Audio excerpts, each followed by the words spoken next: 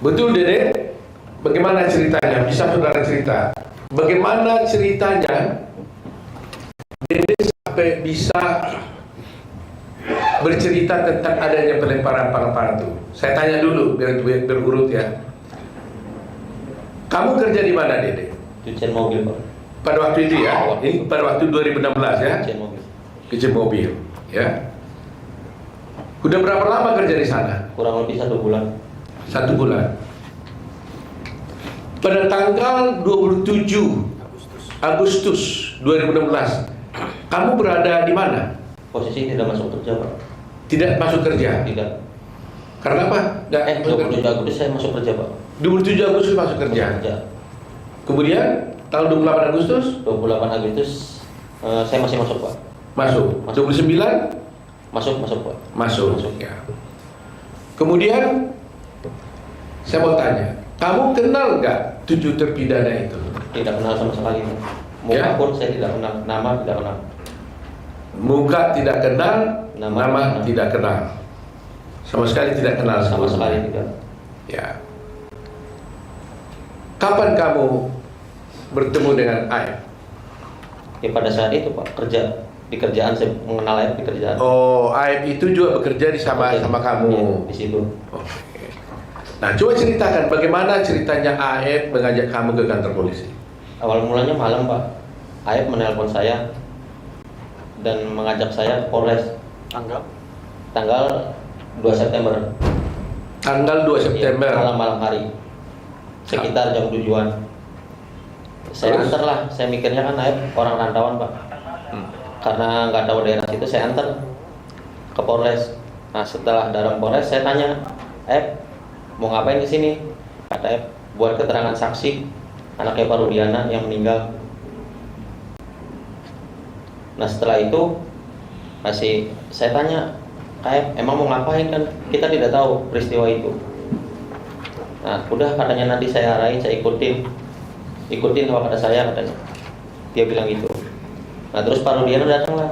Saya tanya ke Pak Rudiana juga, Pak Rudiana mau ngapain? Buat keterangan apa? Saksi anak saya yang meninggal, katanya.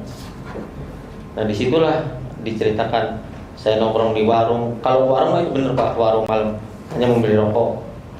Cuman ada segerombolan anak nongkrong, pelemparan batu, bambu, pengejaran, segerombolan motor ada di situ. Sebenarnya nggak ada, Pak. Sudah diceritakan sebelum masuk BAP itu sudah diceritakan. Jadi sebelum kamu bertemu dengan Rudiana, kamu kan diajak oleh Rudiana telepon katanya kan? Bukan, saya ditelepon dengan Aep, Pak. Ditelepon oleh Aep. Aep. Kamu diajak ke kantor polisi. Iya. Waktu kamu diajak ke kantor polisi, kamu tahu tujuannya untuk apa? Belum tahu, Pak. Saya nanyanya pas sudah masuk ke Polres, Pak, di dalam. Apa katanya waktu kamu diajak ke kantor polisi? Ya, saya tanya pas di dalam, mau ngapain ke sini? Buat jadi saksi anaknya Pak Rudiana. Enggak, sebelum. Oh, saya nggak pernah nanya, Pak. Nggak nanya? Nggak nanya, Pak. Oh, diajak aja. Oh, Saya kalau antar saya ke kantor antar polisi saya, gitu. iya. Oke, setelah saya kantor polisi, Ya, apa itu. yang terjadi? Ya, saya tanya, mau ngapain ke sini? Buat keterangan saksi kan. Saksi siapa? Pak Rudiana yang anaknya meninggal. Oh, itu kata Aep. Iya. Ya. Nah, kemudian kamu bertemu dengan Rudiana di mana? Di situ juga? Di situ juga. Saya tahu Rudiana pun saat di situ. Oh, kamu kenal Rudiana saat di situ? Saat di situ. Waktu dia pakai baju apa dia? Baju preman atau baju Baju preman sih, Pak. Baju biasa. polisi? Apa? Dikenalkan sama Aep siapa ini gitu? Iya, dikenalkan sama Aep. Ini Pak Rudiana, katanya. Nah, dikasih tahu ini Pak Kasih tahu Rudiana, sama Aep. ini Pak Rudiana. apa lagi? Bapaknya Eki. Aep. Diberitahu nggak dia polisi? Diberitahu, Pak, di polisi. Ini polisi gitu. Polisi. Jabatannya diberitahu pada waktu itu. Diberitahu Intel narkoba, katanya, Pak. Oh, intel narkoba katanya. Diberitahu gitu ya. Diberitahu. Nah, lantas apa kata Aep kepada kamu? Ya, saya bilang ke Pak Rudiana juga pada situ, Pak, buat dijadiin saksi apa? Anak saya yang meninggal, katanya. Nah, sedangkan saya tidak tahu kejadian itu. Dan saya pun tidak kenal nama-nama dan muka, dan peristiwa itu emang tidak tahu sama sekali, Pak. Nah, terus apa kata Rudiana? Kata Aep dan Rudiana, dia bilang, Pak, ya udah ntar saya kasih tahu, katanya. Ya, setelah dikasih tahu, pada saat nongkrong di situ, pada saat ke warung ada orang segerombolan nongkrong, terus melihat pelemparan batu kepada anaknya Pak Rudiana. Nah, terus dilempar batu itu tidak kena, terus pengejaran membawa bambu, Nah terus setelah itu ya tidak tahu kejadian itu lagi Pak. Setelah pengajaran tidak tahu. Sudah sampai situ doang.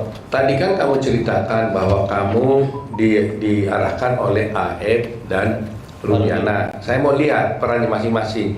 Aep ngomong apa, Pak Rudiana ngomong apa? Aep ngasih tahu, bilang aja ya ada segerombolan orang di situ. Baik. Terus Pak Rudiana? Pak Rudiana ngasih tahu masalah motor sama nama Pak. Sama nama? Iya, motor dan nama saya tahu dari Pak Rudiana, dikasih tahu sama Pak Rudiana. Oh, nama-nama pelaku. Nama-nama pelaku. Iya. Apa katanya waktu itu? Kan saya bilang saya nggak kenal Pak nama-nama pelaku. Muka pun nggak kenal. Terus kata Pak Rudiana, ya udah ntar saya kasih tahu nama-namanya pelakunya. Oh, dikasih tahu. Dikasih tahu. Masih ingat nggak nama-nama itu? Nggak ingat Pak saya Pak. Oh, tapi nggak mengingat soalnya kan nggak kenal Pak. Oh. Nama pun pas saat di situ kan dikasih tahu. Oh, tapi disitulah diberitahu, katakan gini aja katanya. Iya. Ya. Nah, sekarang setelah diarahkan oleh Aep dan Rudiana, lantas siapa yang melakukan buat BAP-nya? Mereka Rudiana juga? Bukan Pak. Oh, bukan. Bukan. Siapa? Ya penyidik di situ Pak. Oh, penyidik. Ya, penyidik di situ. Jadi kamu diarahkan oleh Aep dan Rudiana dulu, setelah itu baru di BAP oleh penyidik yang lain. Iya. Oh, jadi penyidik yang lain ini nggak pernah mengarahkan kamu lagi dong? Nggak pernah Pak. Yang mengarahkan justru di si Ya. Rudiana dan Di luar. Aibnya gitu. Sebelum masuk itu Pak. Ya karena memang selalu terjadi begitu kan, yang mukuli dengan yang menyidik kan selalu beda. Supaya yang menyidik, kalau upaya menyidik ditanya pernah kamu dipukuli penyidik, pasti nggak pernah mukuli, tapi dipukuli dulu sebelumnya di luar. Kira-kira begitu cerita-cerita film yang kita nonton lah gitu ya. Ya, kira-kira begitu ya. Nah, jadi sekarang diarahkan oleh ini. Jadi penyidiknya tidak pernah mengarahkan, tapi sudah diarahkan oleh Pak Rudiana dan Aep. Begitu ya. Nah, kemudian setelah itu terjadi di BAP. BAP seperti biasa Pak. Ditanya aja ya. Ditanya. Kau ceritakan seperti yang diarahkan itu. Seperti yang diarahkan sebelum masuk. Ya. Saya mau tanya, kenapa kau mau waktu itu? Sebenarnya hati saya mas sebenarnya nggak mau Pak. Kan saya juga sudah bilang Pak, saya tidak tahu kejadian itu sama sekali dengan Aep dengan Pak Rudiana. Nah pada saat itu kan saya rakyat kecil Pak, saya nggak ngerti hukum, sekolah pun saya hanya SMP. Ya saya merasa takut Pak sudah di dalam. Saya bisa apa di situ Pak? Ya tapi kan umpamanya kan kamu kan nggak merasa berbuat, kenapa nggak nolak aja? Apa kamu diiming-iming? Tidak ada sama sekali Pak, diiming-iming. Enggak. Tidak ada sama sekali. Tapi kok kan orang bertanya, kok semudah itu kamu langsung diajak ini langsung kamu mau gitu? Kenapa? Apa Maunya pun kan karena tidak tahu bahwa mau ke situ kan diberi buat kesaksian anaknya Pak Rudiana Pak. Mungkin kalau saya tahu, Aep ngasih tahu sebelum masuk Polres, saya nggak mau Pak. Ya tapi setelah di dalam Polres, terus kenapa jadi kamu mau? Karena takut Pak. Takut sama siapa? Ya takut karena sudah di dalam Polres itu Pak. Loh kenapa? Kalau di dalam Polres kenapa rupanya? Ya karena saya nggak ngerti hukum Pak. Loh iya, dalam Polres apa? Ada kamu dipukul nggak? Enggak sih Pak. Apa karena Pak Rudiana polisi gitu? Nah iya, bisa jadi Pak. Oh jangan bisa jadi, yang benarnya gimana? Ya emang karena polisi Pak, saya takut. Jadi berarti kamu merasa takut? Iya, merasa takut. Karena sudah berada di kantor polisi, Iya. karena kamu diminta oleh Pak Rudiana yang polisi, Iya. kamu ikutin aja. Iya. Nah waktu itu kamu tahu nggak akibatnya itu waktu itu ya? Saya tahu Pak akibatnya. Tapi Pasti tahu saya. Ya setelah di BAP pun kan saya ngomong ke Aep Pak. Ya. Saya bilang ke Aep, kenapa membuat kesaksian seperti ini kata saya? Kan bakal berat ke depannya. Udah katanya, saya kesal sama terpidana itu Pak. Kata Aep. Iya. Kenapa? Karena dia kesal? pernah dipukuli Pak. Oh, si Aep cerita bahwa dia pernah dipukuli oleh Warga sekitar di situ Pak. Oh, Aep merasa apa? Dipukuli Oleh warga situ, bukan oleh terpidana. Iya, Ya. ada terpidananya Pak. Ada terpidananya. Ada bilang. Jadi merasa kesal ya, Merasa kesal sehingga juga. diarahkan gitu. Iya, dendam. Nah, kamu diperiksa itu di mana? Di Polres mana itu? Polres Cirebon.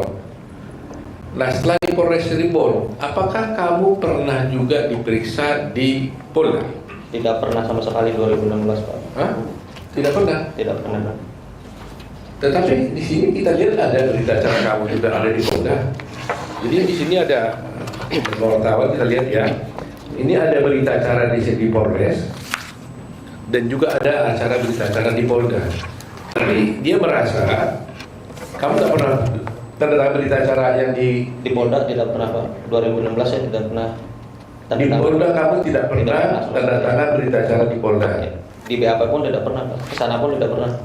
Kamu kok tahu di mana Polda? Tidak tahu sama sekali Pak. Sampai sekarang kamu Sampai tahu sekarang Polda? tidak tahu.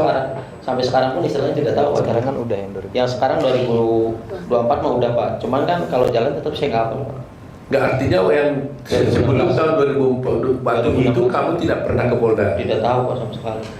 Tidak tahu ya. Tidak tahu. Soalnya di sini ada berita acara kamu di Polda pada tanggal 23 November. Itu nggak ada ya? Nggak ada Pak. Harapnya tanya. Yang pernah terjadi.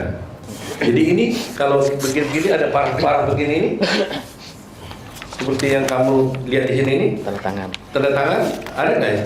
Ini tanda tangan. Tanda tangannya pun agak beda Pak. Kamu nggak pernah tanda tangan ini? Iya, disamain sama yang 2016 di Polres itu Pak. Beda Pak. Oh gitu. Tapi kamu intinya kamu tidak pernah tanda Tidak tangan. pernah. Dan di sana pun tidak pernah Pak. Dia di BAP pun di Polda tidak pernah 2016. Baik. Hanya di Polres Cirebon. Saya mau tanya lagi. Kamu pernah disumpah nggak oleh polisi? Tidak pernah sama sekali.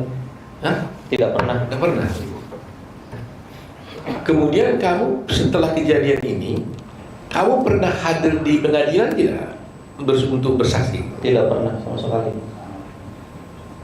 Kamu tidak pernah datang di pengadilan dan tidak pernah menjadi saksi di pengadilan pada waktu itu? Tidak sama sekali. Kalau menurut keterangan Pak Jutek gimana tuh? Dia menurut keputusan pengadilan dia benar ada kata-kata di situ bahwa dia ada memberikan keterangan di bawah sumpah. Iya, di Dalam putusan. putusannya. Jadi di dalam putusan kemudian Pak Jutek yang lihat ada bagaimana Pak Jutek jelaskan? Ada Memberikan keterangan di bawah sumpah. bahwa Dede ini memberikan keterangan Di bawah sumpah. Ya. Ada dalam putusan. Ada dalam putusan. Padahal dia sendiri tidak pernah datang di pengadilan dan tidak pernah memberikan keterangan apalagi di bawah sumpah. Begitu ya Pak? Gitu Iya, ya? betul. Nah, Kenapa tidak datang ke pengadilan? nah ini menjadi Ditanya kenapa tidak datang ke pengadilan? jadi ini yang menjadi masalah kita ini. Jadi di pengadilan pun ada putusan menyatakan dia adalah memberikan keterangan di bawah sumpah, padahal dia sendiri tidak pernah datang ke pengadilan, apalagi bersumpah. Saya mau tanya, kok kamu nggak datang ke pengadilan? Kan kamu diberi berita acara di Polres. Ya, Apa kamu nggak dipanggil pengadilan? dipanggil Pak. Ada surat panggilannya datang ke Oh rumah. ada. Ada. Terus kurang nggak datang? Nggak datang Pak, karena takut. Cuman saya nanya Pak, pas surat datang, saya nanya ke Pak Rudiana, Pak ini gimana? Ada surat panggilan dari pengadilan. Udah katanya nggak usah datang, biarin aja. Jadi ada panggilan dari pengadilan Ada. kepada kamu untuk melakukan tugasmu sebagai warga negara bersaksi di pengadilan, tapi kamu dilarang oleh Dilarang oleh Pak Rudiana. dikatakan bagaimana katanya? Tidak, Pak, ada surat pengadilan datang kata saya. Bagaimana ini? Nah, kata Pak Rudiana, udah nggak usah datang katanya, biarin aja. Jadi Pak Rudiana menurut dia itu tadi menyuruh tidak usah datang ke pengadilan. Ya. Jadi sekali sudah tahu tuh pasal apa yang dilanggar di situ kalau seperti itu kan. Melarang orang tidak datang pengadilan, padahal itu adalah kewajiban hukum dia. Tapi Rudiana mendatangi pengadilan. Saudara tahu kenapa kamu dilarang datang ke pengadilan? Tidak tahu Pak, hanya bilang gitu saja. Oh hanya bilang gitu saja. Jangan datang, tidak perlu datang ke pengadilan. Tidak gitu ya. tahu, tenang aja. Pertanyaan saya terakhir ini, Dede. Kenapa kamu tiba-tiba sekarang mau datang ke sini? Karena saya mikir merasa bersalah Pak. Ya selama 8 tahun pun sebenarnya saya mau jujur Pak. Mau mengungkap ini sebenar-benarnya Pak. Cuman saya bingung Pak, mau mengungkap ke siapa Pak? Pendamping pun saya nggak punya. Sebenarnya selama 8 tahun saya merasa bersalah Pak. Bayangin Pak, saya hidup enak di sini Pak. Bisa kerja, bisa nikah istilahnya Pak. Sama anak istri bisa bahagia. Sedangkan dia di penjara seumur hidup Pak. Saya merasa berdosa selama 8 tahun. Merasa Pak. Nah saya putuskan kemarin Pak. Seminggu sebelum saya bertemu Kang Deddy, saya putuskan benar-benar Pak. Tekad saya harus bulat, saya harus nerima resikonya. Apapun resikonya, entah ada hukuman buat saya terima Pak. Siapa yang menghubungi kamu datang ke Pak Dede? Inisiatif kamu sendiri atau gimana? Inisiatif saya sendiri Pak, tapi rundingan sama keluarga Pak. Teteh dulu. Oh, jadi setelah lihat viral-viral begini, kamu rundingan sama keluarga? Rundingan sama keluarga. Apa? Gimana rundingannya? Ya, Coba cerita. Teteh Pak, sebelum 3 bulan setengah viral itu Pak, Teteh pernah bilang Pak, Dek, apa datang aja ke Pak Dedita? Kata saya bilang, nanti aja lah, karena saya belum siap Pak. Masih takut dan bingung kehilangan pekerjaan Pak. Nah terus setelah dorong keluarga dorong terus, nah seminggu sebelum ke Pak Dedi, nah, tekad saya bulatin, fisik saya kuatin, saya bilang malam itu juga jam 11, saya bilang udah kontak Pak Dedi ke Instagram. Cuman tidak direspon Pak. Terus? Baru saya ke TikTok Ferry. Terus? Ke TikTok Ferry, Teteh tuh suruh ke TikTok Ferry, terus direspon alhamdulillah Pak. Oh. Jadi teman-teman wartawan sudah lihat di sini, yang menghubungi Kang Dedi ini adalah dia. Kita tidak mencari-cari, tidak bertemu menemukan Dede. Dede sendiri yang berunding dengan keluarganya merasa bersalah dan akhirnya datang menemui Kang Dedi dengan Dede membawa ke sini. Pokoknya saya tegaskan, intinya saya keluar itu bukan dicari dengan Pak Dedi, bukan ada yang dari luar menyuruh saya, karena ini inisiatif saya sendiri merasa bersalah, dan keluarga, ada dorongan dari keluarga, udah selebihnya nggak ada lagi. Dede, Ya Pak. kamu kan tadi mengaku sudah bersalah melakukan memberikan keterangan palsu dulu atas arahan daripada Aep dan juga Rudiana. Ya, kita juga pernah melaporkan kamu juga. Ya Pak. Iya kan? Tapi sekarang kamu datang mengaku bersalah. Kamu tahu risikonya ini buat kamu. Tahu Pak, sangat tahu resikonya. Kamu tahu bahwa kamu bisa dipenjara gara-gara pengakuanmu sekarang ini. Tahu Pak, saya siap resikonya bukan.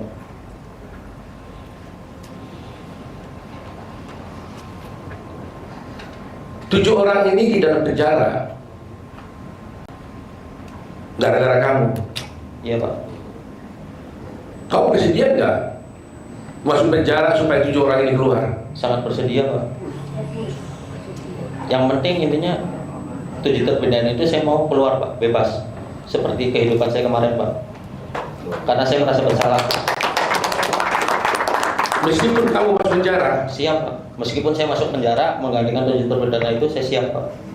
jadi kamu siap 7 orang keluar, kamu masuk penjara Siap, sangat siap Pak. karena kamu merasa bahwa mereka masuk penjara gara-gara kamu. Saya Pak.